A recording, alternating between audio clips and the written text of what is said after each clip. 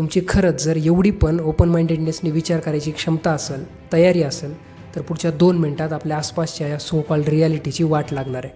आपल्या आसपासचं ही युनिवर्स एवढं सुंदर आहे की त्याची प्रशंसा करताना कोणी थकणार नाही.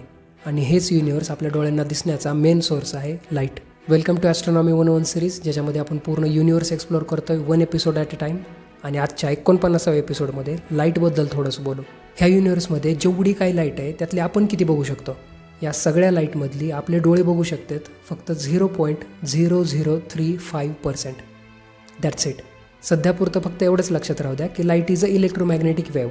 एक लाट आहे आणि त्याच्या वेव्हलेंथवर म्हणजे 2 लाटांच्या मधल्या अंतरावर त्याचा प्रकार ठरत आहे. आता ही वेव्हलेंथ जर 380 नॅनोमीटरपेक्षा कमी असेल किंवा 750 नॅनोमीटरपेक्षा जास्त असेल तर आपले डोळे त्याला डिटेक्टच करत नाही, आपल्याला दिसतच नाही.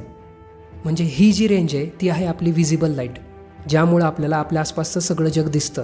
आणि सुरुवातीला मी म्हणालो होतो की आपल्याला दिसतंय फक्त किती 0.0035%. हा वाला जे इलेक्ट्रोमॅग्नेटिक स्पेक्ट्रमचा चार्ट आहे, जे आपण सगळीकडे बघतो नेटवर, पुस्तकांमध्ये, याच्यामध्ये बरोबर रेशो दिलेला नाही, त्यामुळे आपल्याला एवढं काही विशेष वाटत नाही.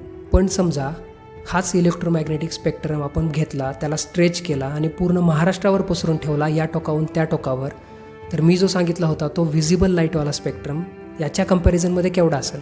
इतक्या मोठ्या इलेक्ट्रोमॅग्नेटिक स्पेक्ट्रमच्या कंपॅरिझनमध्ये आपल्याला जो दिसतो तो व्हिजिबल लाईटचा स्पेक्ट्रम आहे तांदळाच्या दाण्या एवढा. That's it.